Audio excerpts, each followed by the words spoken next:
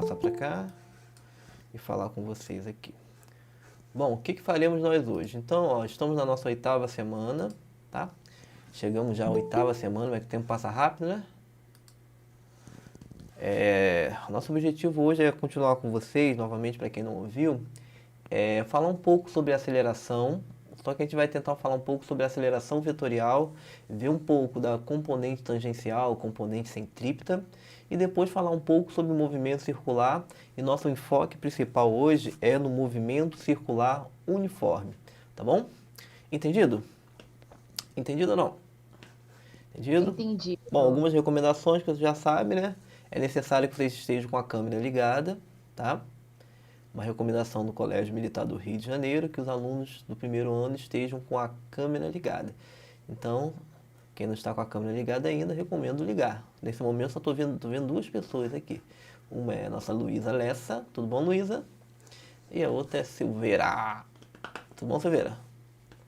Ainda falta, então, gente pra caramba para ligar essa câmera, tá?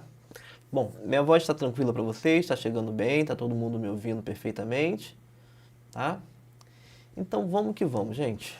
Vamos que hoje eu tenho que correr. Note que hoje eu vou correr tanto. Eu vou colocar tanta informação hoje aqui, porque daqui a 2 semanas a gente tem uma avaliação, não é isso? Então só falta esse conteúdo para a gente terminar a nossa atriz, tá? Tô vendo a Isabela Maia também. Tudo bom, Isabela? Tudo, professor. E com você? Graças a Deus, tudo bem. Melhor agora que estou vendo vocês. Vendo não, só estou vendo 3 pessoas, né? O resto tá tudo aqui só na foto, tá? Bom, vamos que vamos. Deixa eu voltar para cá para a gente começar a fazer isso aqui. Bom, vamos lá, gente. Então, ó, o tema da nossa aula hoje, como eu falei para vocês, aqui, deixa eu voltar aqui. Deixar tudo sincronizado aqui. Isso. Então, o tema da nossa aula de hoje é aceleração vetorial, que a gente vai falar um pouquinho lá sobre o capítulo de vetores, né? Quase a parte final do capítulo de vetores. E vamos falar também sobre o movimento circular uniforme e vamos ver algumas características desse movimento. Também a gente vai ver umas grandezas novas, que são as grandezas angulares, tá bom? E vamos aprender 2 acelerações novas. Uma vocês já conhecem, que é a aceleração tangencial, e hoje a gente vai aprender um pouco sobre a aceleração centrípeta, tá? Não vou demonstrar a equação da aceleração centrípeta, depois se alguém quiser eu posto um vídeo aqui sobre isso, ou o aluno pode dar uma procurada lá, a demonstração da equação da aceleração centrípeta. Depois você pode dar uma procurada lá, tá bom? Entendido? Podemos começar? Todo mundo pronto? Todo mundo pronto aí? Sim, professor. Então vamos lá, gente. Primeira coisa, o que vem a ser a aceleração para vocês? Lembram da aceleração? A gente viu em algum momento que a aceleração era aquela grandeza vetorial, ou aquela grandeza física, que era capaz de fazer o quê? O que a aceleração era capaz de fazer? Fala para mim, alguém, rápido. Mudar a velocidade? Mudar a velocidade. Então a palavra-chave é essa, mudar a velocidade, não é isso? Então a aceleração tinha a ver com aquela rapidez com que a velocidade estava mudando. Só que a aceleração, gente, quando a gente fala mudar a velocidade, isso usando a aceleração, a gente tem que melhorar um pouco mais essa informação agora. Essa mudança na velocidade, ela pode ocorrer de diversas maneiras. Por quê? A velocidade é uma grandeza escalar ou vetorial? Vetorial. Vetorial. Se a velocidade é uma grandeza vetorial, ela possui 3 coisas importantes que a gente tem que trabalhar. Ela possui o tamanho, que é o módulo, que é a intensidade, não é isso? Então, a aceleração é capaz de mudar o tamanho da velocidade? Mudar a intensidade da velocidade? Sim, a aceleração é capaz de fazer isso. Deixa eu aceitar uma pessoa aqui rapidamente. Aceitei, deixa eu voltar. Então, a aceleração é capaz de mudar o tamanho da velocidade. Isso a gente até discutiu. Vimos até uma equação, né? A aceleração média era delta V sobre delta T. Isso a gente já viu. Só que a velocidade tem muito mais coisa, gente. A velocidade é um vetor. Ela possui tamanho? Possui. Só que a velocidade possui mais 2 coisas. Direção e sentido. Então, quando a gente fala que a aceleração é capaz de mudar a velocidade, quer dizer que ela é capaz também de mudar a direção e o sentido de uma velocidade, não apenas mudar o tamanho. Até agora, a única coisa que a gente fez com a aceleração foi aquela aceleração escalar, ela só era capaz de mudar o tamanho da velocidade. Isso é, se eu estou com uma velocidade em 20 metros por segundo e dou uma acelerada, a minha velocidade pode ir para 30, 40 metros por segundo. Mudou? Mudou. Então a aceleração até agora foi capaz de fazer isso. Deixa eu aceitar mais uma pessoa aqui, um minutinho só. Aceitado, volta para a aula. Tá? Então, ó, a definição de aceleração bem básica para a gente dar uma entendida aqui. Ó. Aceleração é a grandeza que determina a taxa de variação da velocidade em função do tempo. Em outras palavras, ela indica o aumento ou a diminuição da velocidade com o passar do tempo. Lembrando que a aceleração é uma grandeza vetorial também. A aceleração também possui um módulo, um sentido e uma direção. Tá? Então, gente, a aceleração é capaz de trabalhar com a velocidade ou de alterar a velocidade de diversas formas. Só que agora eu vou começar a separar em dois tipos de aceleração para a gente entender um pouco melhor isso. Vai existir uma aceleração que vai ser capaz apenas de alterar o tamanho do vetor velocidade. E a aceleração capaz de alterar o tamanho do vetor velocidade, eu vou chamar ela de aceleração tangencial. Tá? Entendido isso? A aceleração tangencial é uma aceleração capaz de mudar apenas o módulo da velocidade, o tamanho, a intensidade. Essa a gente já viu. Mesmo que ela não tivesse esse tamanho, eu não falei que ela era aceleração tangencial, mas essa a gente já estudou, a gente já fez problemas com isso. Tá? Bom, mas será que existe outra aceleração capaz de mudar a direção? Porque essa aí, ela não pode mudar a direção da velocidade. Ela só pode mudar o tamanho. Então, se eu estou me movimentando em linha reta, quando essa aceleração tangencial aparece, deixa eu aceitar uma pessoa aqui, um minutinho só. Aceitada. Quando a aceleração tangencial aparece, vai ter mudança de velocidade. Ou o cara vai aumentar a velocidade ou vai diminuir a velocidade. Se tem aceleração tangencial, o tamanho da velocidade não pode permanecer o mesmo. A velocidade não pode mais permanecer constante. Bom, mas ela, como eu falei, ela não é capaz de mudar a direção da velocidade. Qual é a aceleração, então, capaz de mudar a direção da velocidade? Alguém sabe? Centrípeta, não é? Centrípeta, olha o nome bonito. Então, gente, existe mais uma aceleração. E essa aceleração é capaz de mudar a direção e o sentido da velocidade. Essa aceleração é conhecida como aceleração centrípeta. Olha que nome bonito. Centrípeta. Então, ó, a aceleração centrípeta é responsável pela alteração da direção e do sentido do vetor velocidade. Então, são duas acelerações atuando. Uma é capaz de mudar o tamanho, a outra é capaz de mudar a direção e o sentido. Entendido como é que funciona cada uma aí, gente? Entendido para que cada uma serve? Sim, deu para entender. Deu para entender? Professor, a Oi. centrípeta também pode mudar o tamanho, né? Não, a centrípeta não tem a capacidade de mudar o tamanho.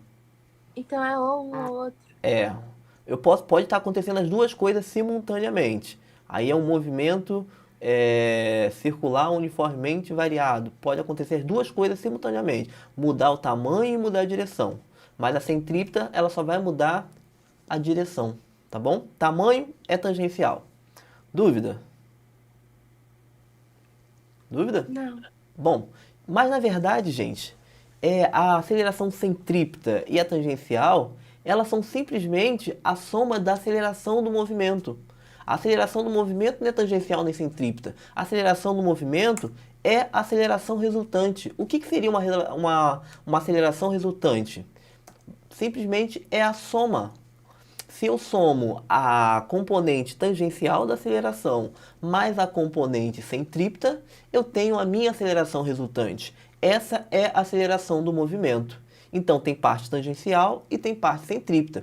Evidente que, se eu estou andando em linha reta, tem centrípeta?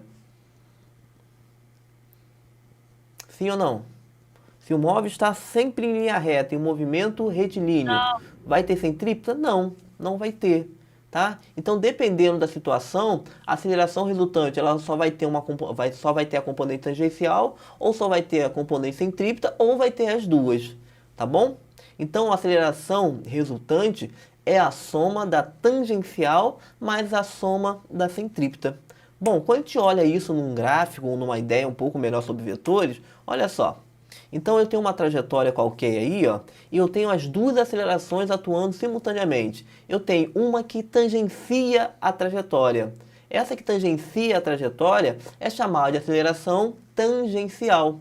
E tem uma que aponta para o centro da trajetória. A que aponta para o centro da trajetória tem o nome de centrípeta. Tá? Então a aceleração centrípeta sempre vai apontar para o centro da trajetória. Entendido isso, gente? E a tangencial sempre vai tocar ali, ó, vai tangenciar o movimento do corpo.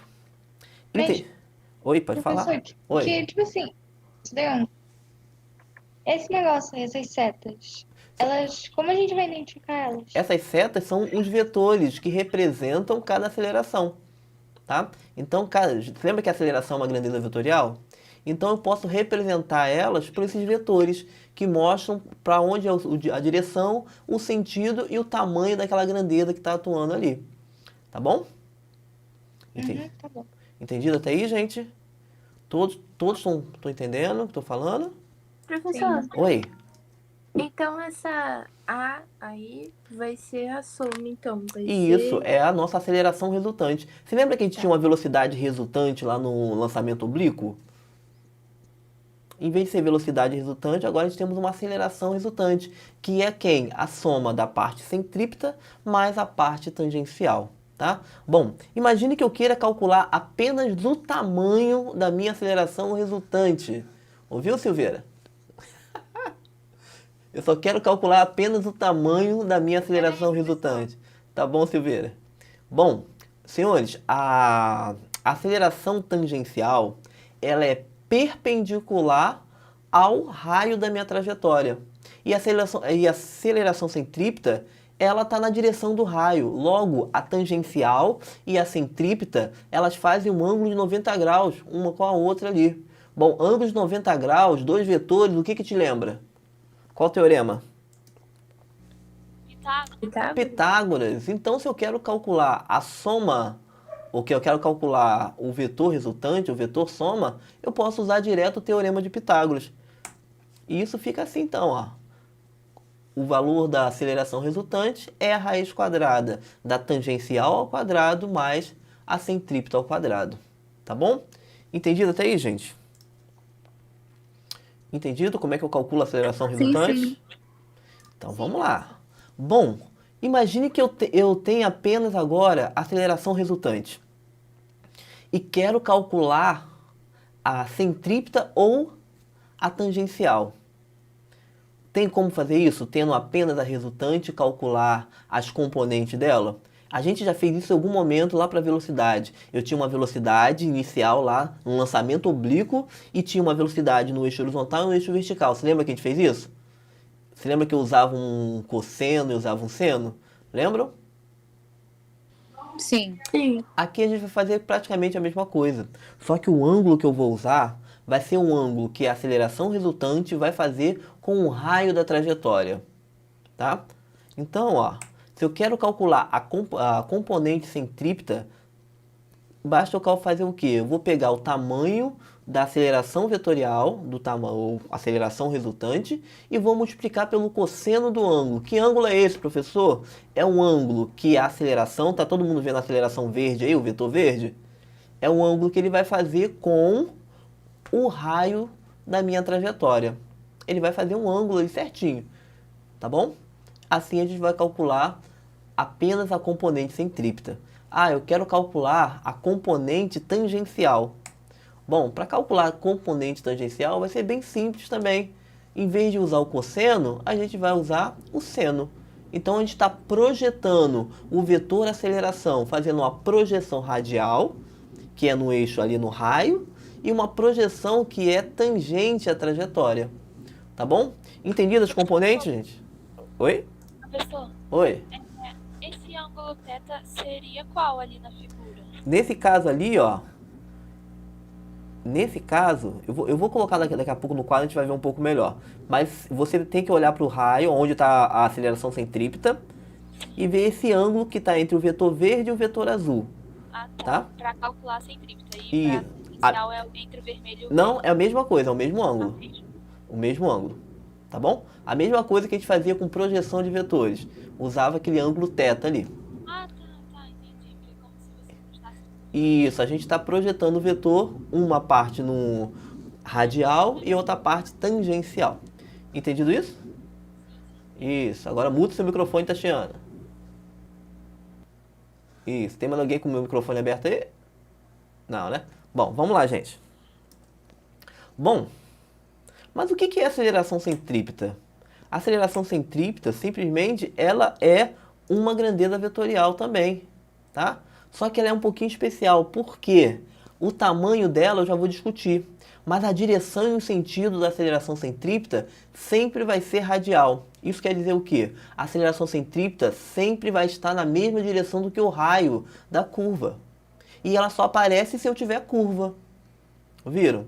Então, ó o que está escrito ali, ó.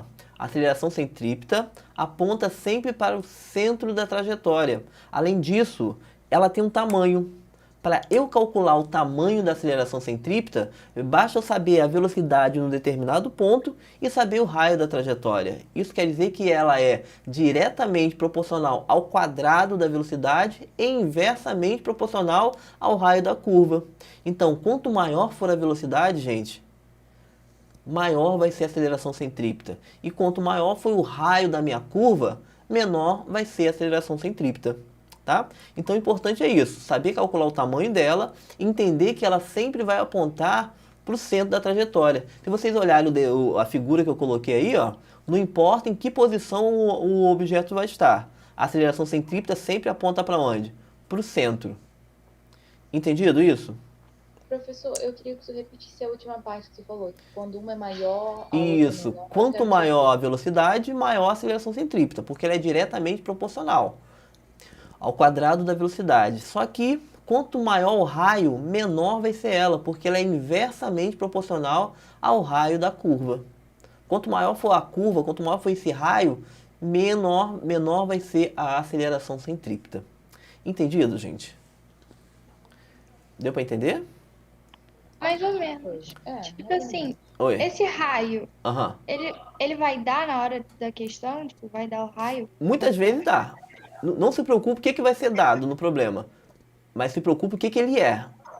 O raio é a distância do centro até a bordinha onde ele está passando na curva. Se preocupe com isso. Se ele vai ser dado, Professor, é um outros 500. Oi, pode falar. esse slide tá no AVA?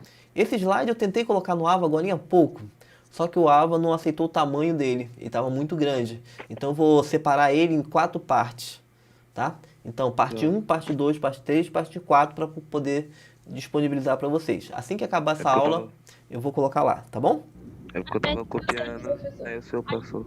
Copiando qual parte? Passar pra PDF, a gente vai. Isso, fala para passar para PDF. Eu vou fazer, posso fazer isso também. Passar ele. Professor, Oi. o senhor essa disse que mesmo. elas são proporcionais, certo? Por que não poderia ser, por exemplo, o mesmo tamanho, assim, o mesmo valor numérico, por exemplo? Eu não entendi essa parte, assim. Proporcional quer dizer que, quando eu falo proporcional, quer dizer que ela depende diretamente. Quer dizer, se eu aumento a velocidade, eu aumento a aceleração centrípeta. Entendido até aí? E inversamente proporcional quer dizer, se eu aumentar o raio, eu diminuo a aceleração. Tá? Então, a demonstração dessa equação, como eu falei para vocês, depois eu vou colocar aqui lá no AVA. Ou vocês procurem depois na internet. A demonstração, como é que se chega à fórmula da equação centrípeta. Tá bom? Entendido até aí? Ok, acho que quando o senhor pegar pra fazer, eu acho que... Tá. Professor, Oi. só pra ver se eu peguei certo. Quanto maior o raio, menor a... Isso. Então, se eu faço uma curva e essa curva é muito grande, o raio dela é muito grande, então o efeito da aceleração centrípeta vai ser muito baixo, tá? Mas se eu faço aquela curva fechadinha com raio muito pequeno, o efeito da aceleração centrípeta é muito alto, tá? E isso vai ser muito aplicado quando a gente for falar sobre força centrípeta. Quando eu entrar numa curva, fazer a força centrípeta igual à força de atrito, a gente vai ver a velocidade mínima para poder se entrar numa curva. Tá? A gente vai ver os efeitos dela um pouco melhor ali, tá bom? Entendido, gente? Entendido até aí? Então, ó, vamos ver essa questão aqui. Com essa questão a gente já vai conseguir discutir um pouco melhor. Ó, tá todo mundo vendo a questão aí? Aham, dá pra Sim. ver. Tá, então vamos lá. Então, ó, o móvel executa um movimento com velocidade constante. Bom, se o móvel tem velocidade constante, ele tem aceleração? Não? Aí, agora, cuidado. Não. Depende. Depende. Por quê? Eu tenho duas acelerações agora, né? Três, na verdade. Eu tenho uma aceleração que é capaz de mudar o tamanho da velocidade. Eu tenho uma outra aceleração que é capaz de mudar a direção da velocidade. Bom, a que muda o tamanho da velocidade eu chamei de tangencial, não é isso? Bom, se a velocidade é constante, eu tenho aceleração tangencial, sim ou não? Não. Não. Então, Não. para esse problema, não temos aceleração tangencial. Então, sempre que eu tiver retas, a minha aceleração do problema é zero. Por quê? Eu tenho algum ponto de curva? Temos ponto de curva aí? Sim. Nesse Bom. caso, sim. Se Sim. você olhar na curva, eu posso ter aceleração numa curva com velocidade constante? Sim ou não? Sim. Sim. Qual a aceleração que eu tenho numa curva? Centrípeta. Centrípeta. Ah, eu posso ter as duas? Posso, mas para eu ter as duas, a velocidade tem que mudar. Já que a velocidade é constante, eu só vou ter aceleração no ponto de curva. Ó, aonde? No ponto A, no ponto C, no ponto D, no ponto E. Todos esses pontos, senhores, eu tenho aceleração. Só que a aceleração que eu tenho, a aceleração resultante do problema, ela só tem a componente centrípeta. Tá? Então ele continua assim, ó. Os raios das curvas nos pontos A, B, C e D são indicados na figura. Tá todo mundo vendo a figura? Tá, né?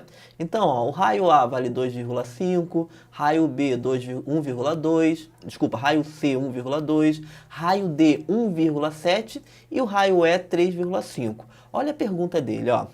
Pode-se afirmar corretamente que o valor máximo de aceleração vetorial ocorreu quando o móvel passava nas proximidades do ponto... vamos ver. Ponto B tem aceleração? Ponto B tem aceleração? Sim ou não? Tem. Ponto B tem? Não, desculpa, não. Não tem porque é uma reta e a velocidade é constante. Se a velocidade é constante e é uma reta, o movimento é uniforme. O movimento retilíneo uniforme, ele não tem aceleração tangencial. Bom, mas o ponto A tem uma curva. Se tem curva no ponto A, tem aceleração centrípeta. O ponto C tem aceleração centrípeta, o ponto D tem aceleração centrípeta e o ponto E também tem aceleração centrípeta. Bom, mas em que ponto a aceleração vai ser maior? A velocidade é a mesma para os 4 pontos, não é?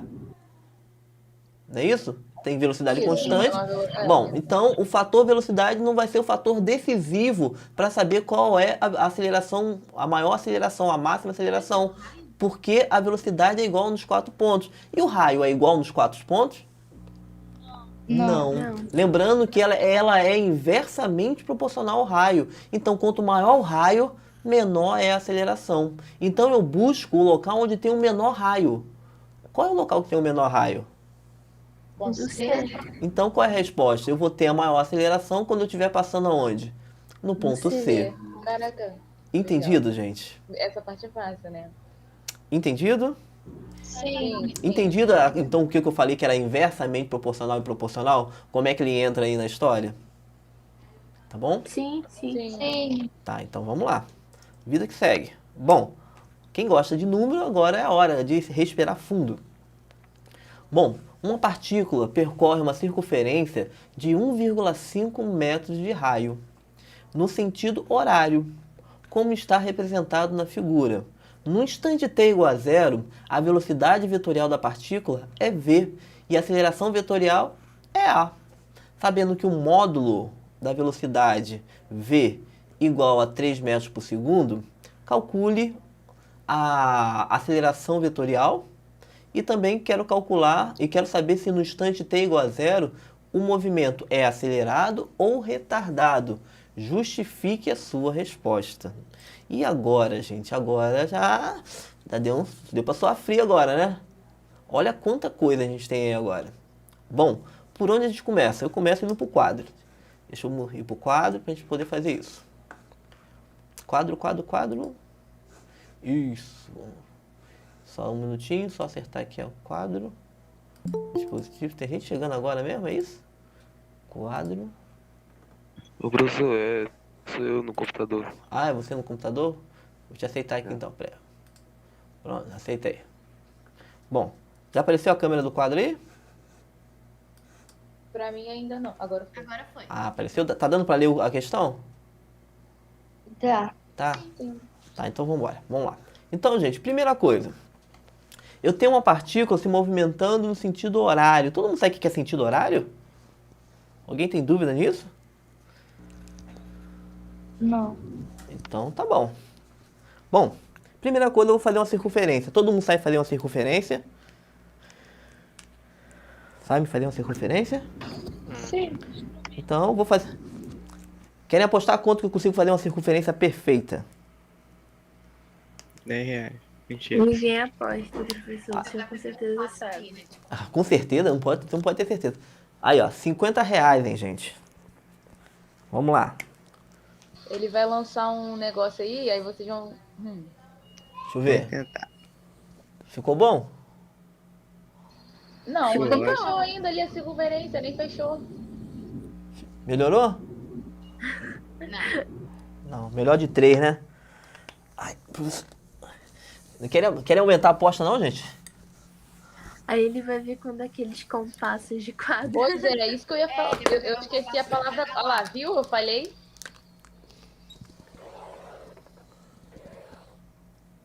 Pronto.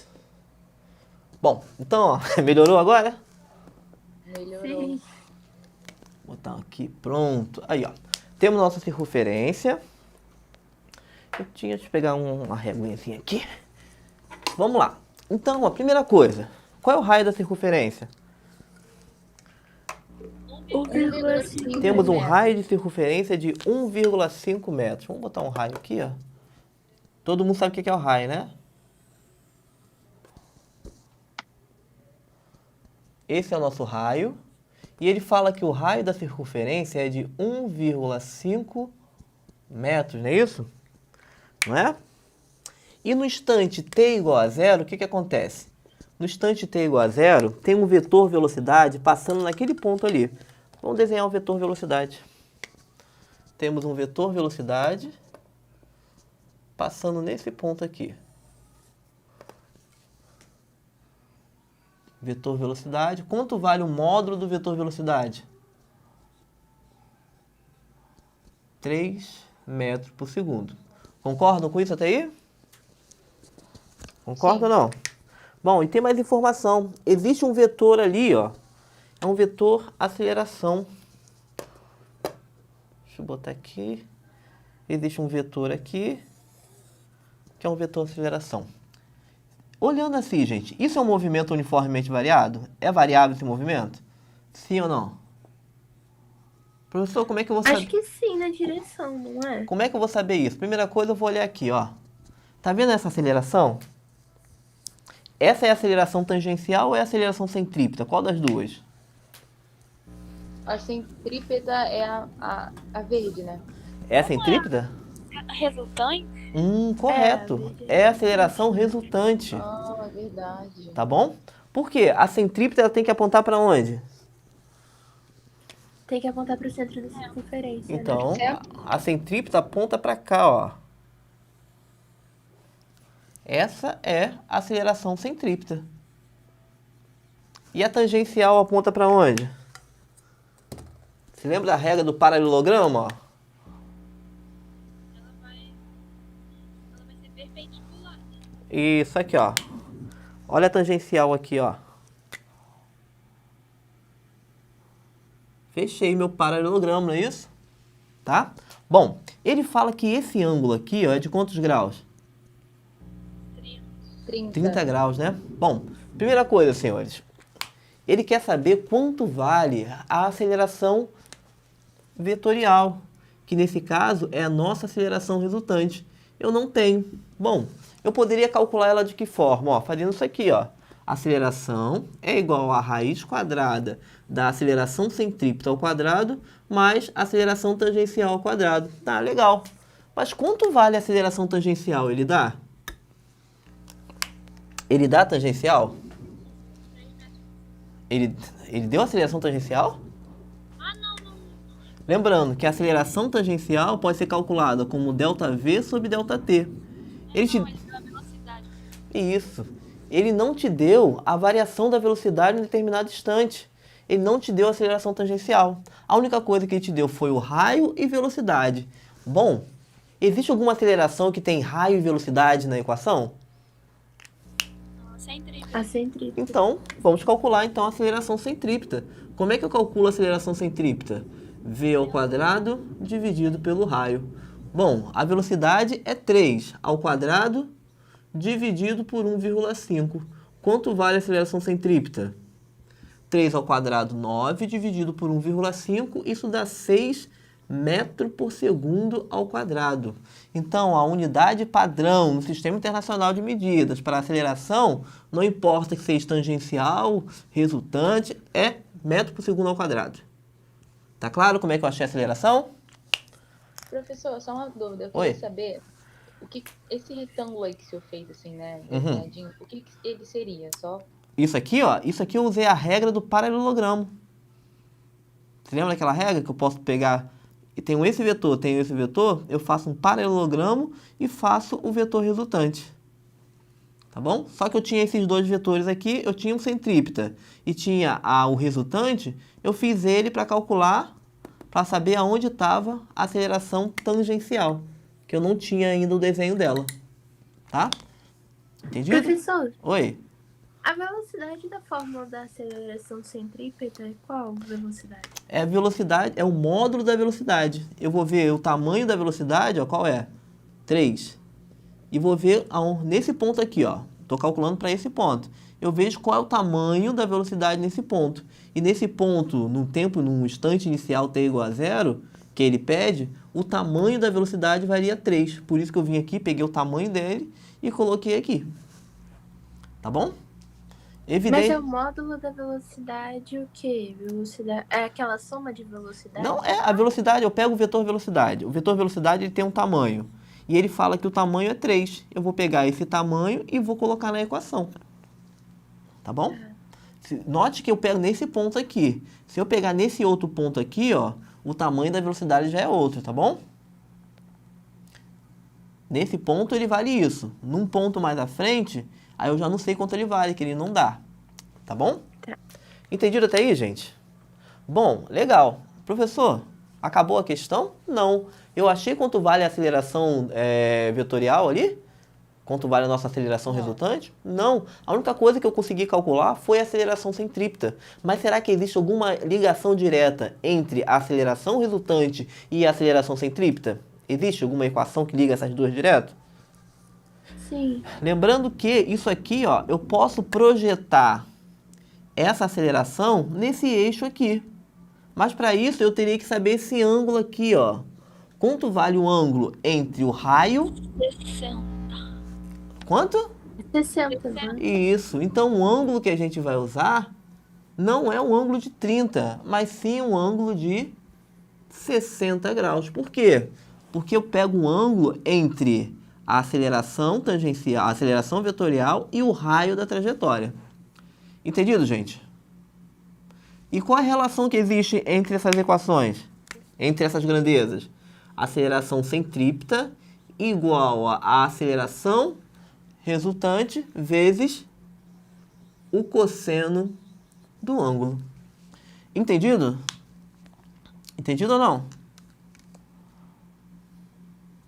Entendido, gente? Entendido, mas essa relação aí não estava nos slides. Tava as duas. Tava? Eu não, Ele eu- explicou, é eu porque acabei de ver.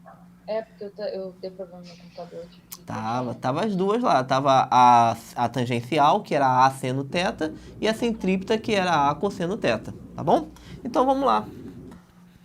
Eu quero achar quem? Eu quero achar o A, né? Para achar o A, esse cosseno ele tem que passar para o outro lado dividindo. Então eu vou escrever aqui do lado, ó. Vou vir aqui para esse lado aqui, ó.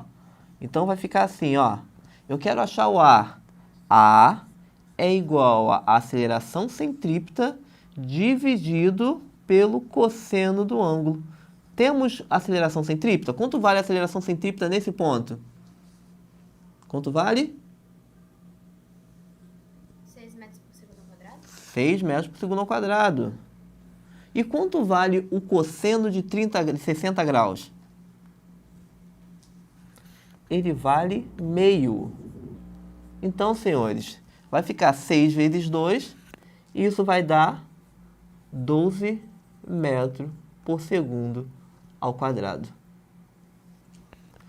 Isso vale a nossa aceleração resultante. Entendido isso? E tem problema Agora sério. foi, professor. Bom, vamos Agora lá. foi. Então, ó, primeira coisa que eu falei para vocês, que a trajetória do móvel no movimento circular uniforme sempre vai ser uma circunferência. Segunda coisa que eu falei para vocês é que o módulo do vetor velocidade é constante. A velocidade do móvel vai ser constante a todo momento, gente. No movimento circular uniforme, o módulo da velocidade. Opa, professor, mas no movimento uniforme, retilíneo uniforme, a velocidade também era constante, não era? Não era? Sim. Só que lá, senhores, era constante tanto o módulo quanto a direção quanto o sentido. Aqui não. Aqui apenas o módulo da velocidade. Por quê? Porque a direção da velocidade ela pode variar. Se vocês olharem a trajetória que eu estou fazendo aí do lado aí, ó, de algum corpo em volta da Terra, olha só, olha a velocidade dele. Tá mudando? Tá mudando ou não tá? Cuidado, tá mudando sim. Tá sim, tá Pra... coisando assim, Isso. né? Tá. Olha só, o tamanho dela não está mudando, mas a direção e o sentido, a cada momento, ela tem uma direção e sentido diferente. Aí, ó, no ponto mais baixo, no ponto mais alto, no ponto médio, no ponto mais alto, olha ali. Então, a velocidade pode mudar? Pode, mas o tamanho da velocidade vai mudar? Não. Ela vai ter o mesmo tamanho do começo ao fim nesse movimento. Entendido isso? Não muito. Pode Bom, explicar de novo. Posso sim. Olha a direção. Quer ver, ó? Nesse momento, passou pelo ponto mais baixo. Está na direção horizontal. Ficou completamente na vertical. Está na horizontal de novo. Vertical. Note que a cada momento, o vetor está apontando para um lugar diferente. Tá? Então, a direção muda. Mas o tamanho não. Se ele está com uma velocidade de 10, ele vai fazer toda a trajetória dele com essa mesma velocidade. A velocidade, o tamanho da velocidade no movimento circular uniforme não muda, é constante. Mas a direção e sentido podem mudar. Entendido isso? Sim. Então vamos lá. A outra coisa que não tem aceleração tangencial. No movimento circular uniforme, a aceleração tangencial é nula. Quer dizer que a velocidade não vai mudar, gente. Por quê? A aceleração tangencial é nula. O tamanho da velocidade não muda. Mas a aceleração resultante, ela só vai ter uma componente. E vai ser a componente centrípeta. Então essa componente A que vocês estão vendo aí é apenas a componente centrípeta. Entendido? Entendido? Eu não entendi esses dois últimos tópicos. Vamos lá. Os dois últimos de novo, ó. Já que a velocidade é constante, vai ter aceleração tangencial? Lembrando que a aceleração tangencial só muda o tamanho da velocidade. Já que o tamanho da velocidade não muda, é um movimento que não tem aceleração tangencial. Tá claro esse? Sim, agora foi. E o outro? Já que eu não tenho aceleração tangencial, lembrando que a aceleração resultante ela é a soma de tangencial mais centrípeta. Se eu não tenho tangencial, a aceleração resultante só vai ter a componente centrípeta. Tá bom? Então a gente pode Ok. afirmar que a aceleração resultante no momento circular uniforme será igual a centrípeta. Sim, exatamente igual a centrípeta. Tá bom? Entendido isso? Vamos lá. Bom, existem algumas grandezas fundamentais aqui no movimento circular uniforme, que vai ser um pouquinho diferente das outras grandezas. Vai ser um pouquinho... Tem gente sem camisa passando aí, Jesus. Ô meu filho, ô Luiz Felipe, olha o cara sem camisa aí, ó. Então, ó, vão ter grandezas novas aqui pra gente estudar. Elas não apareceram ainda. A primeira delas é o período. Então, o que é o período? Simplesmente é o tempo ou o intervalo de tempo necessário para que um objeto em movimento circular conclua uma volta. Então, quando a gente dá uma volta completa, tem o quê? Um período.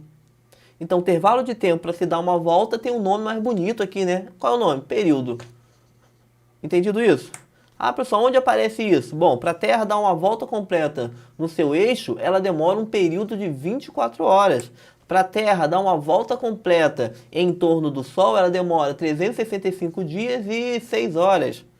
Para um relógio, o ponteiro de horas dá uma volta completa no relógio, demora 12 horas. Esse é o período do ponteiro de hora do relógio. Ponteiro de minutos já demora 60 minutos. Ponteiro de segundos já demora 60 segundos. Então, todo movimento circular, os móveis, os objetos que estão em movimento circular vão ter um período, tá?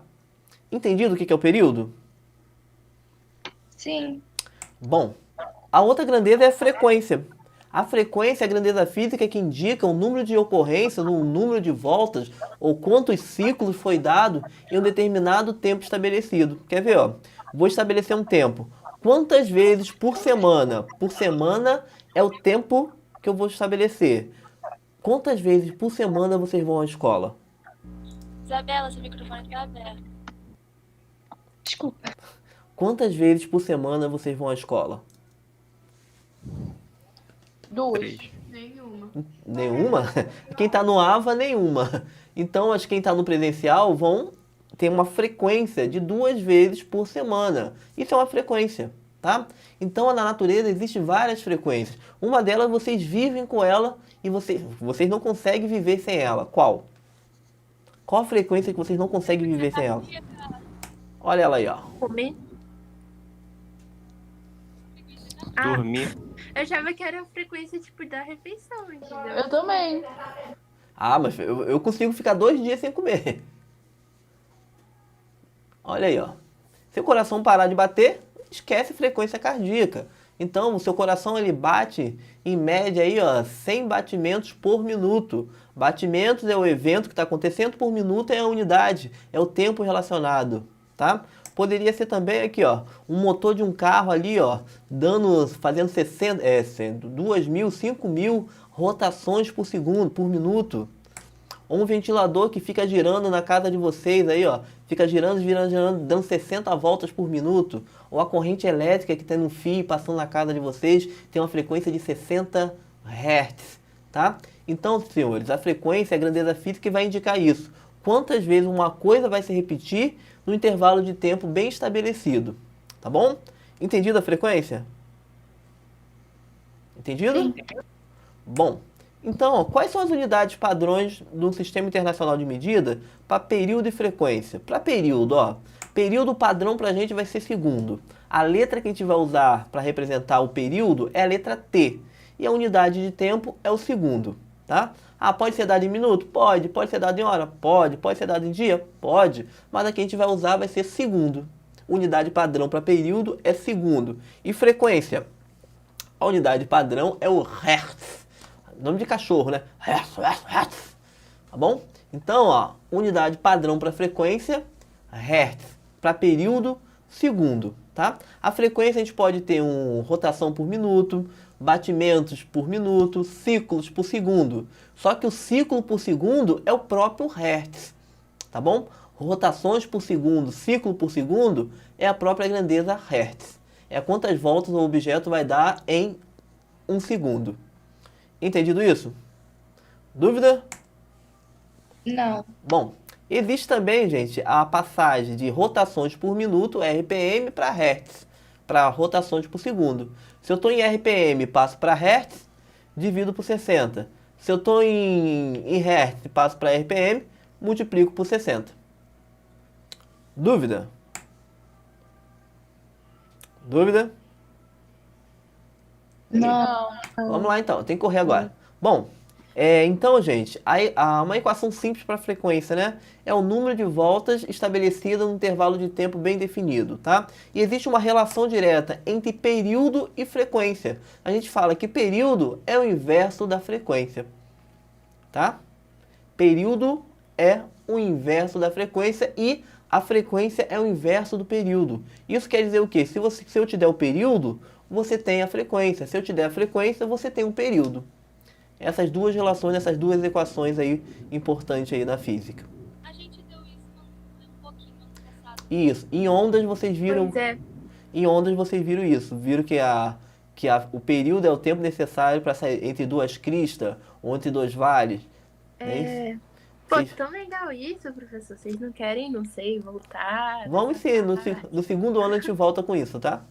Mas você tem que chegar lá, né? Segundo ano, você chegar... Nossa, Não, então todo mundo tem que chegar lá. Se conseguir chegar lá, aí vai ver período, frequência, tá bom? Bom, vamos lá. Bom, eu queria passar um vídeo pra você. Vou ver se eu tenho tempo ainda pra passar o vídeo. Eu tenho que correr, gente. Nossa. Ah, vou passar um vídeo rapidinho pra vocês, pra gente poder correr aqui. Deixa eu ver aqui. Vídeo. É um vídeo bem curtinho. Por que eu gosto de passar esse vídeo aqui, ó?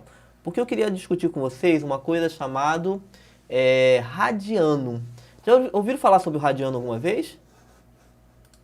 ano passado a gente Já. deu também. Finalzinho do ano passado. Ah, então vocês são craque em radiano, não é isso? Ah, não. Só um pouquinho. Então, Crack é uma palavra meio forte, né? então todo mundo sabe o que é o radiano aí? Sabem? Olha, eu acho que sim.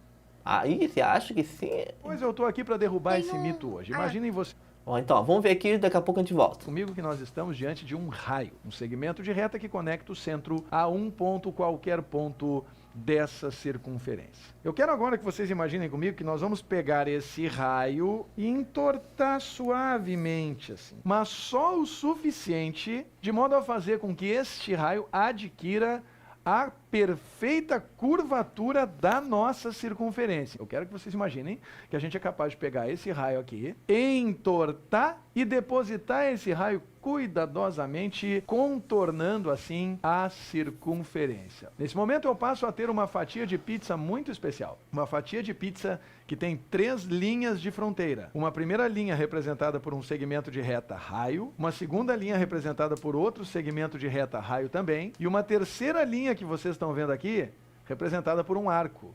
Só que os dois segmentos de reta e o arco têm rigorosamente o mesmo comprimento. A única diferença entre eles é que o raio é reto e o arco é curvo. A minha missão agora é tentar enxergar com vocês quantas fatias de pizza idênticas a essa cabem nessa circunferência, de ponta a ponta. Vamos fazer o experimento na prática. Vou começar a colocar fatias de pizza aqui, tomando o cuidado de representar em escala os raios tortos de maneira consecutiva, realizando então esse movimento de contorno. Observem que cabe fácil uma segunda fatia, terceira, quarta, quinta fatia, eis que cheguei na sexta fatia, vocês estão vendo? E quase consegui completar a minha circunferência. Não fosse essa sétima fatia bem estreitinha e que, se nós medirmos com carinho, perceberemos que mede aproximadamente 28% da medida do raio. Ou seja, em torno de uma circunferência, eu consigo encaixar um pouco mais do que 6 raios tortos, raios transformados em arcos. Pois bem, o arco, que mede o mesmo que o raio, a partir de agora mede um radiano. Como a gente sabe, a cada ângulo central corresponde um arco, a cada arco corresponde um ângulo central. E, consequentemente, cada uma dessas fatias de pizza que vocês estão vendo estabelece um vínculo entre o ângulo entre os raios e o comprimento do arco, que conecta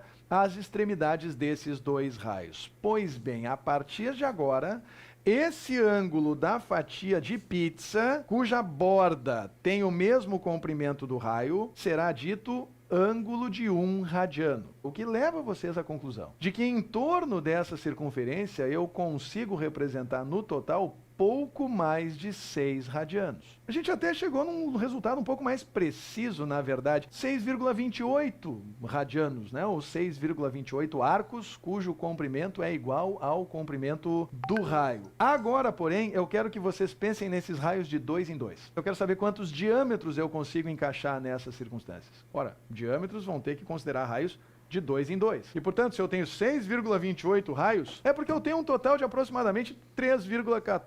Olha quem apareceu aqui. 3,14 diâmetros aproximadamente. Vocês estão vendo só quem colocou a cabecinha para fora da toca aqui pela primeira vez? O magnífico, o inigualável, o formidável, o surpreendente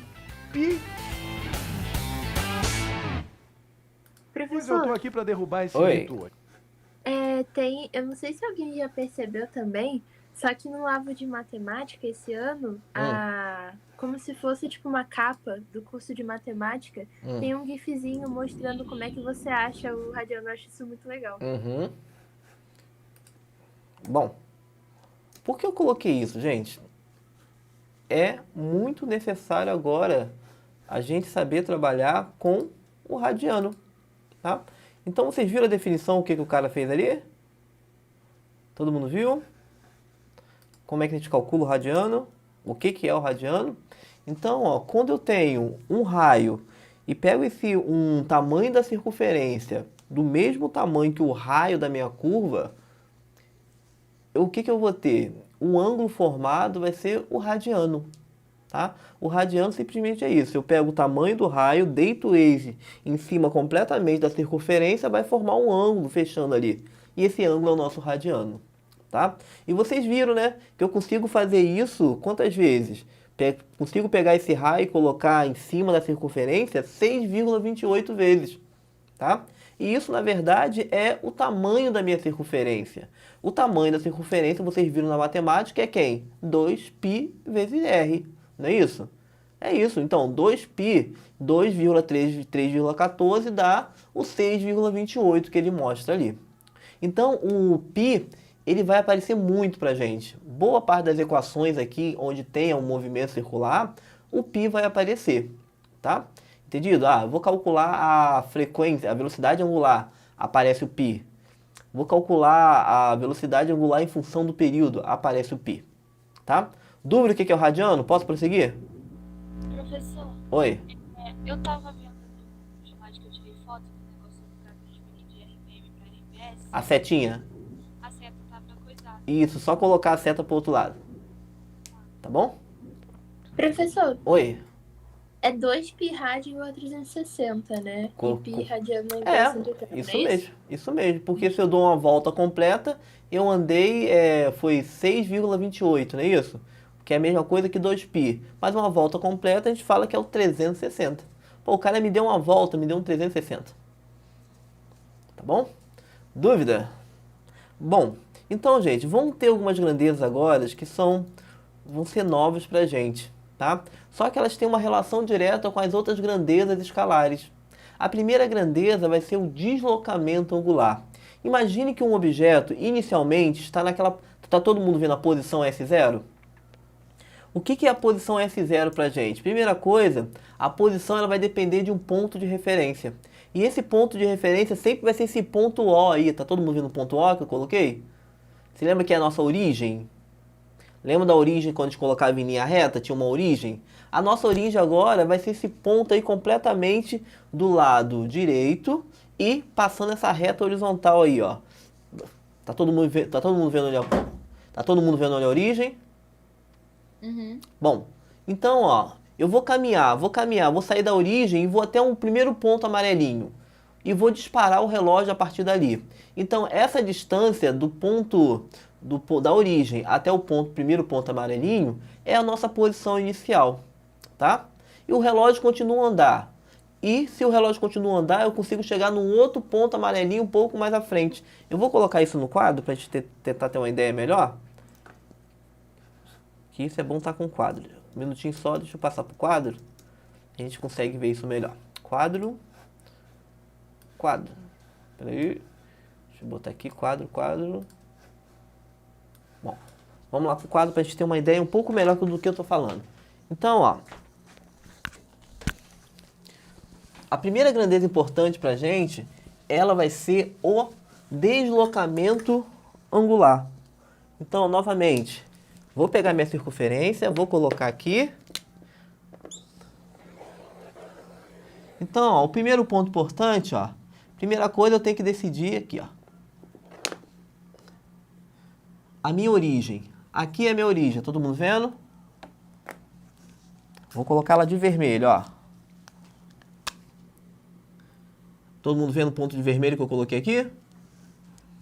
Sim. Bom, imagine que eu não vou começar o movimento a partir daqui. Eu vou começar o movimento, começar a contar o t igual a 0, o t0, a partir desse ponto aqui, ó. Tá? Vê se eu comecei o movimento na origem. Não. Eu comecei uma distância, ó. Uma determinada distância da origem. Essa posição aqui, ó, eu vou chamar ela de S0. O que é S0? Uma distância que eu estou aqui da origem. E vou formar esse arco aqui, tá? Se eu pegar e traçar o vetor certinho, olhem só. Eu vou traçar um vetor que é o raio da curva. Vou traçar uma linha aqui que é o raio. E vou traçar uma linha lá no ponto onde eu parei, ó. Onde eu vou começar o meu movimento. Opa, um pouquinho mais pra cá. Isso. E apago aqui, tá? Note que formou um ângulo, não formou, gente? Formou um ângulo? Esse ângulo eu vou chamar ele de θ0. O que é o θ0? É a posição angular inicial. S0, posição escalar. θ0, posição angular. Entendido? Quer dizer que é onde eu estou quando t é igual a 0. E eu continuo andando. Eu vou sair desse ponto aqui e vou vir aqui, ó, para um outro local. Continuo andando,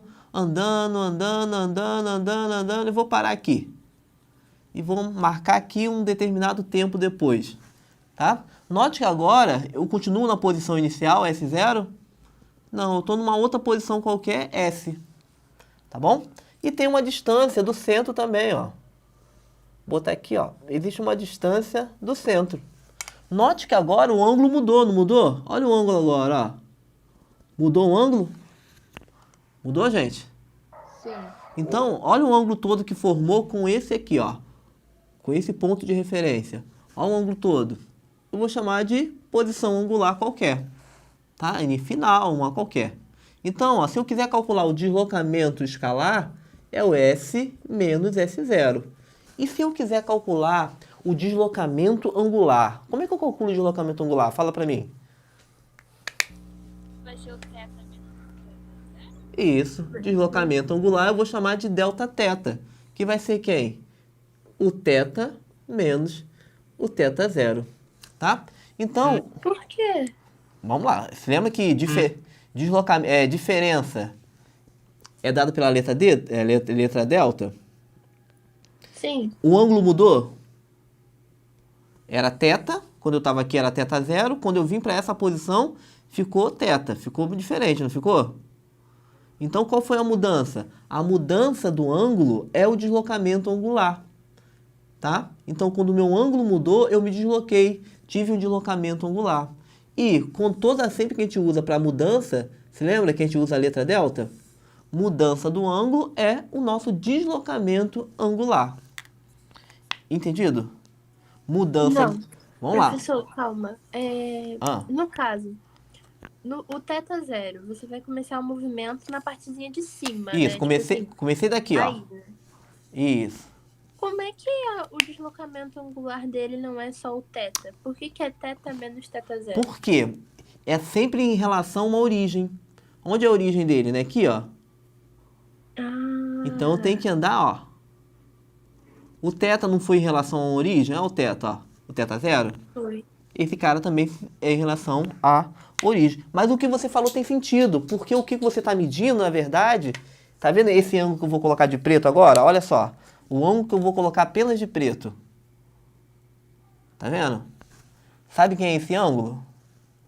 É o Δθ. Que é quem? Θ, que é tudo, menos θ0, me dá o Δθ. Tá bom? Ah, entendi. Mas isso, no caso, já seria uma representação gráfica, né? Para achar, você tem que usar essas continhas, né? Sim, eu vou ter que achar. Bom, mas eu vou usar grau, vou trabalhar com grau aqui. Eu vou trabalhar com grau?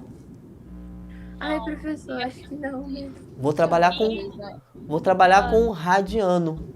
Então a unidade padrão de grau de ângulo pra gente não vai ser grau. A gente aqui trabalha com radiano. Por isso que eu mostrei o vídeo para vocês de radiano. Tá? Então a gente trabalha aqui com... Oi? Nesse desenho que o senhor fez aí, você considerou S0 o ponto a partir do momento que você conta o Isso, tempo, né? correto. Tá. Gente, dúvida?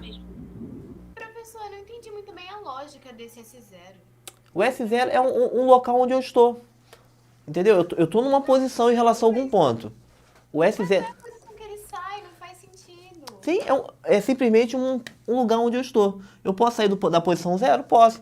Mas imagine que eu saí da posição aqui, ó, 2. Eu tenho 2 metros de arco aqui, ó. essa distância que eu saí aqui, ó, em relação a esse ponto, seja 2 metros.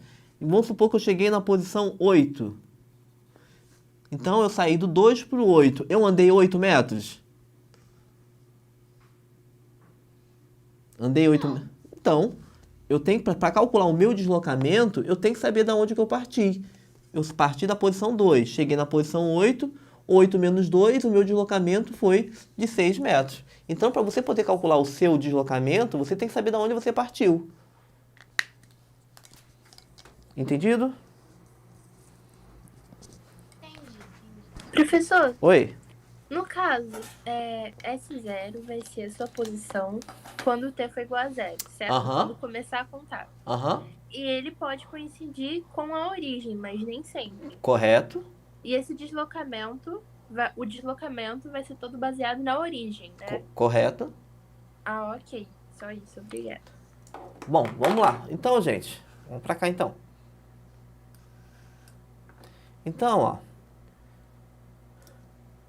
o deslocamento angular, então, é simplesmente dado pela diferença entre a posição angular inicial e a posição angular final. Se eu souber a diferença entre a final e a inicial, eu tenho o meu deslocamento angular. Entendido? Entendido? Sim. Sim. Bom, E o S vai ser o quê? deslocamento escalar, o ΔS, tá?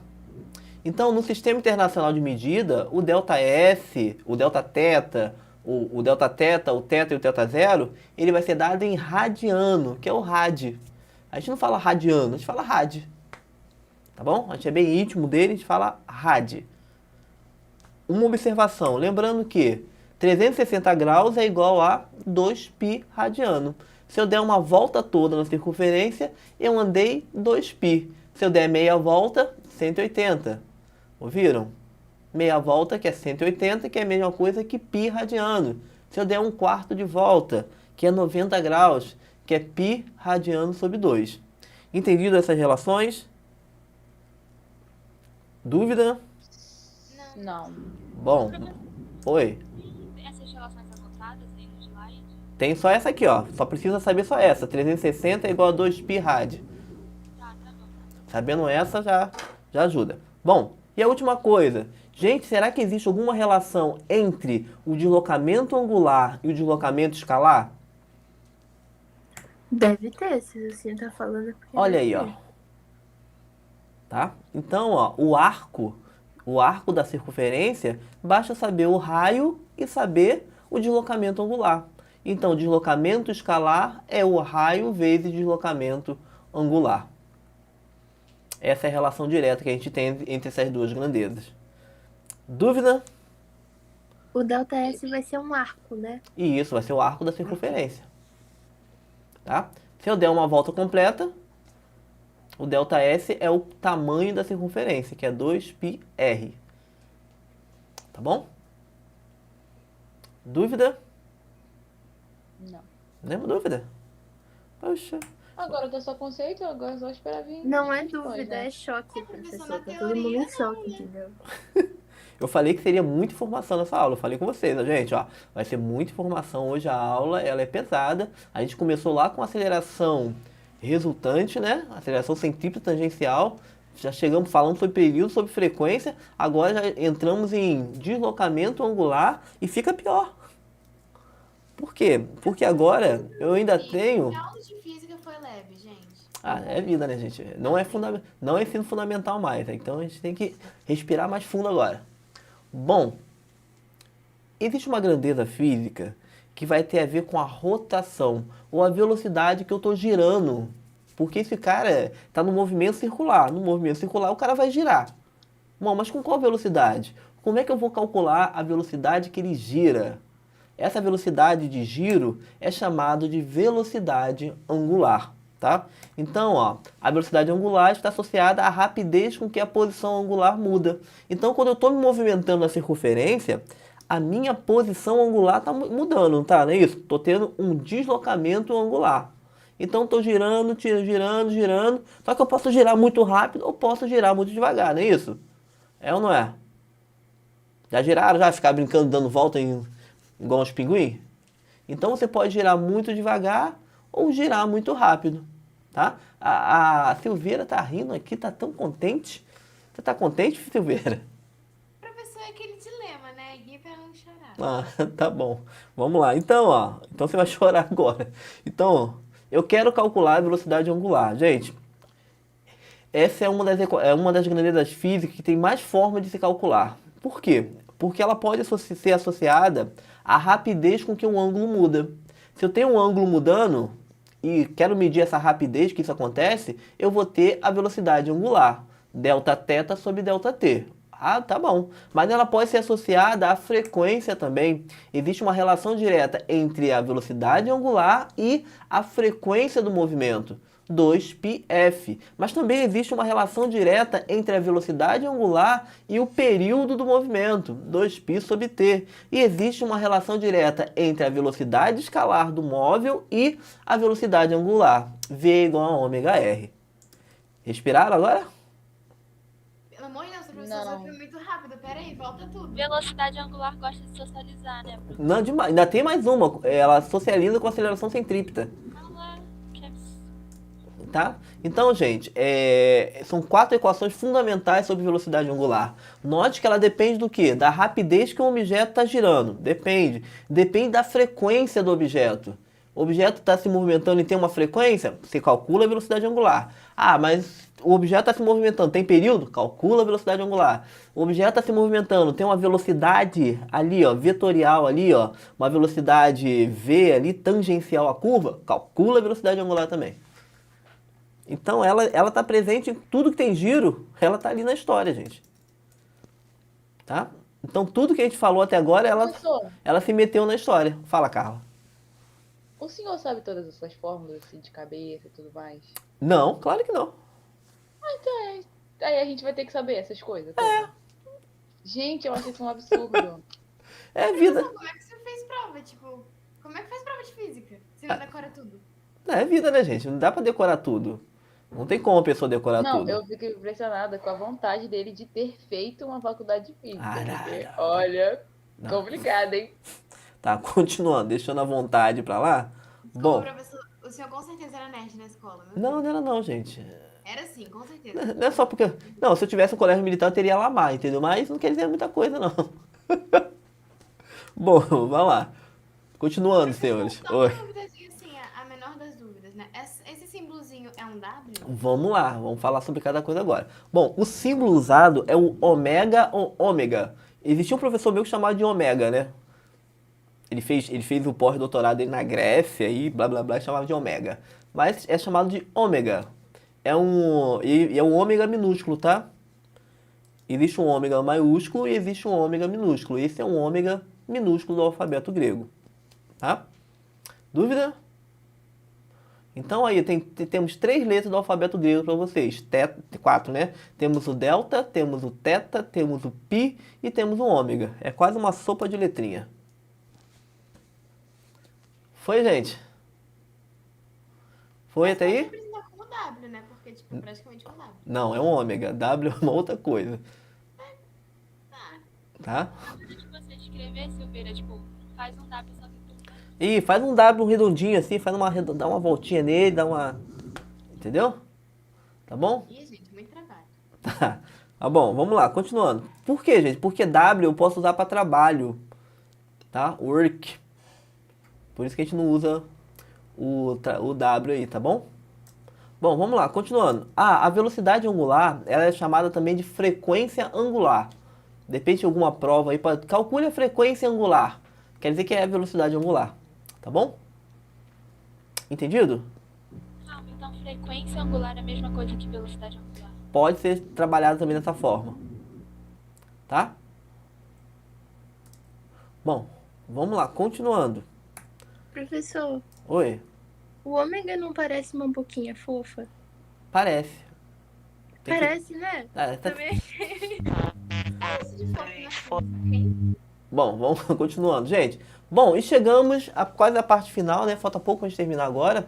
Chegamos à função horária da posição para o movimento circular uniforme, tá? No movimento uniforme tinha uma função horária. S é igual a S0 mais VT, não tinha? Aqui também a gente vai ter uma função horária. Ah, professor, para que vai servir mais uma função horária? Imagine que eu queira saber, imagine que o objeto começa o movimento, vimos que tinha um θ inicial, não tinha? Tinha um ângulo inicial.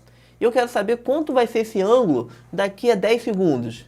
Então eu preciso de uma função para isso. Ah, depois de dar 30 voltas, quanto ele andou? Qual foi o ângulo que ele andou depois de deu 30 voltas? Tá? Então eu preciso de uma função horária para a posição angular, para saber onde esse cara vai estar. Tá bom? E como é que é essa função? É bem simples. Eu vou pegar a função da posição, lembra da função da posição? S é igual a S0 mais VT, lembram dela? Eu vou pegar essa função e vou simplesmente dividir pelo raio. Se eu pego cada termo da função horária da posição e divido pelo raio, a gente cria a função horária da posição angular, ou a função horária para o movimento circular uniformemente, o movimento circular uniforme, tá? Entendido isso? Eu entendi a parte de dividir pelo raio. Então, olha aí a função S é igual a S0 mais VT. Eu vou ali pro quadro para a gente poder fazer. Entendido, gente? Entendido? Vamos lá que eu tenho 10 Sim, minutos. que eu tava copiando, sim. Tenho 10 minutos para falar disso agora. Então, a última coisa que a gente vai discutir agora é a transmissão de movimento circular. Por quê? Porque existem vários equipamentos que o homem criou que utilizam essa tecnologia, tá? E é bem simples, onde você acopla vários equipamentos e eles conseguem se movimentar harmonicamente. Exemplo, olha a primeira catraca que eu tenho aqui, ó. Várias engrenagens se movimentando, só que tem tamanho diferente, fazem coisa diferente. Ou numa bicicleta onde tem uma correia, uma corrente junto com as engrenagens. Ou numa bicicleta onde eu tenho um peão passando marcha, fazendo várias coisas aqui. Ou simplesmente num carro, onde eu tenho a caixa de marcha, a embreagem, fazendo várias coisas ao mesmo tempo. Então é um acoplamento, é uma junção de várias engrenagens, fazendo uma transmissão de movimento circular. Tá? Bom, mas como vai acontecer isso? Quais características são importantes? O que é importante nessa parte de transmissão de movimento circular? Eu separei dois tipos de transmissão. A primeira transmissão que a gente vai ver é um acoplamento de eixos diferentes. Exemplo, já viram uma bicicleta? Viram uma bicicleta que tem uma correia? Tem uma correia, essa corrente ela vai junta uma coroa e um peão do outro lado, já viram? Aquilo ali é um acoplamento de eixos diferentes. Ah, como é que eu sei que é eixo diferente? Tá todo mundo olhando para a figura que eu estou colocando aí? Pega um lápis e tenta passar simultaneamente na figura R, na figura A e na figura B. Você consegue passar um lápis simultaneamente nas duas? Apontando para a tela, tá? Não. Não, por quê? Ela tem eixo diferente. Ou vai ser o... Isso.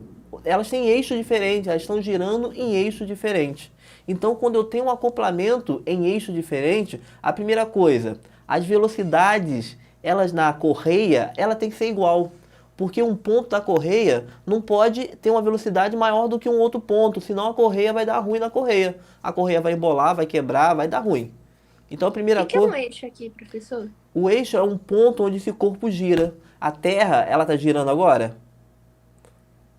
Sim. Ela está girando em um eixo, tá? Existe um eixo de giro. E esses corpos vão girar em torno de determinado eixo. Tá? Entendido? Mas eu só não tô entendendo uma coisa. No caso, o centro delas não tá alinhado? Não, necessariamente não precisa estar alinhado. Mas quando eu falo alinhado, essa palavra alinhado, quer dizer essa aqui, ó, que eu vou botar outra figura para você. Olha essa figura. Tá vendo essa figura? Tá vendo que só tem um eixo, o eixo passa pelas duas simultaneamente? Ah, entendi. Tá vendo? Nessa daqui não. Nessas outras aqui eu tenho dois eixos passando. Nessa outra figura que eu coloquei, eu só tenho um eixo passando pelas duas. Viu a diferença de uma para outra? Sim, agora entendi. Obrigada. Então vamos lá. Então, gente, eu tenho eixos separados, tenho acoplamentos em eixos diferentes. O que eu vou fazer? Primeira coisa, a velocidade em qualquer ponto aí tem que ser igual. Então, se eu olhar a velocidade lá no ponto B e a velocidade no ponto A, Para isso funcionar harmonicamente, harmoniosamente, as velocidades têm que ser iguais. Ouviram? Então, no acoplamento, na transmissão de movimento com eixo diferente, o que eu vou igualar vai ser as velocidades. Então, a velocidade no ponto A tem que ser igual à velocidade no ponto B. Imagine um relógio que tem várias engrenagens. Imagine que uma engrenagem para. O que acontece com o relógio? Uma engrenagem pequenininha para. O que acontece com ele? Ele vai continuar se movimentando ainda, o relógio? Vai continuar se movimentando, gente? Não, não vai. Não, não vai, porque uma pequena engrenagem, ela não faz quase nada. A única coisa que ela faz na vida é girar lá, ó. Tô girando bem devagar, pequenininha, escondida lá, mas simplesmente se ela parar, ela vai travar o relógio todo, tá? Porque a velocidade dela é importante, e é tão importante que é igual. A velocidade no círculo A tem que ser igual à velocidade no círculo B. Isso na extremidade, onde a corrente está passando. Tá? Isso pode ser também quando eu tiver dois corpos. Em vez de ter uma corrente, eu tenho essa situação aqui que eu coloquei na situação da primeira figura aí, ó, onde eu tenho 3 corpos, um laranja, um vermelho e outro azul. Essa situação é qual? É a mesma situação da corrente. Eu vou ter que falar também, ó, que a velocidade em A tem que ser igual à velocidade em B. Tá bom? Mesmo que uma está um por sentido, a outra está indo para outro sentido, mas as velocidades são iguais. Dúvida nisso? Bom, então o que eu vou tirar disso aí? Eu vou pegar VA igual a VB. Mas eu coloquei para vocês no quadro agora há pouco que V era igual a ômega R, não coloquei? Vê se eu coloquei que V é igual a ômega R. Coloquei ou não coloquei? Coloquei. Se V é igual a ômega R, então eu vou calcular o V de A e o V de B. Quem é o V de A? A velocidade de A, ômega de A, vezes o R de A. O que é o V de A? É a velocidade de A. O ômega de A, a velocidade angular de A. E o R de A é o raio daquela circunferência, daquele aparelho, daquela... Ai, Jesus, esqueci o nome. Daquela engrenagem A, tá? E o B? O VB é a velocidade de B, raio de B e a velocidade angular de B. E vou igualar ômega A RA igual a ômega B RB, tá? Note que, se os dois raios forem iguais, o que acontece com as velocidades? Se os dois raios forem iguais, o que acontece com a velocidade? São iguais? A velocidade... Correto. Então, a única forma da velocidade angular de um ser igual à velocidade angular do outro, se os dois raios forem iguais. Senão, uma vai estar girando muito rápido, a outra vai estar girando muito devagar. Bom, vamos lá. A última coisa, gente. Acoplamento com o mesmo eixo. Agora, eu tenho um eixo só. Se eu tenho um eixo só, o eixo que vai dar o giro. Então, eles estão girando com a mesma velocidade angular, porque ele tem o mesmo eixo. Ouviram? Se ele tem o mesmo eixo, tem a mesma velocidade angular. Então, a velocidade angular do prato 1 é igual à velocidade angular do prato 2. Tá? Ah, mas como é que eu calculo velocidade angular, professor? Existe a primeira equação, que é 2π vezes f. Você lembra que eu coloquei? Velocidade angular é igual a 2πf. Então, o prato 1 tem uma frequência, o prato 2 tem uma outra frequência. Entretanto, se eles estão girando no mesmo eixo, eles têm que ter a mesma frequência e o mesmo período. Ouviram? Se tem um acoplamento, então, no mesmo eixo, a primeira característica é que eles vão ter a mesma velocidade angular, vão ter a mesma frequência e vão ter o mesmo período. Tá? Bom, mas isso serve para quê, professor? Serve para essa outra relação. Tá? Lembrando que estão no mesmo eixo também. Rapidão ali, rapidão.